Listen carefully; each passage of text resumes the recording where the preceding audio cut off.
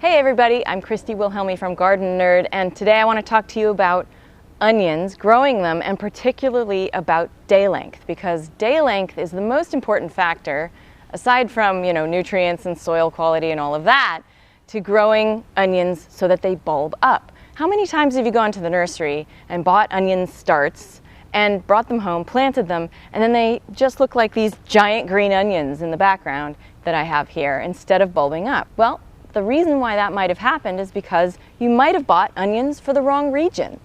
So let's talk about day length. Onions are sold by day length. You have long day onions, you have intermediate day or day neutral, and then you have short day onions. And it's really important to grow onions that grow in your region. Here's why.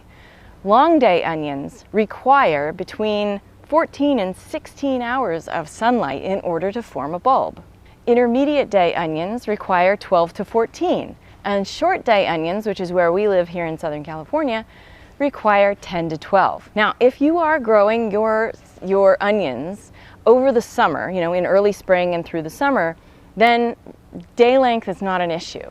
But we grow onions in the cool season here in Southern California, and so that means over winter when we have the least amount of sun possible. So if you're going to sow your onions in the fall and grow them over winter into spring, you really need to grow short day onions. So what varieties can you grow if you live in each of these various regions? Let's take a look. If you live in a long day region, which is in the upper band of the United States, you're going to grow things like your Walla Wallas, your white and red Spanish onions, and red Wethersfield. Those are great onions for you. Intermediate or day neutral onions include Australian brown, your Cipollini type onions, and some hybrids like Superstar and Candy. For short day onions, buy anything that says Texas. So Texas Early Grano, Texas Sweet, you can get those in white or red or yellow. There's red Creole, red Grano, and Texas Super Sweet.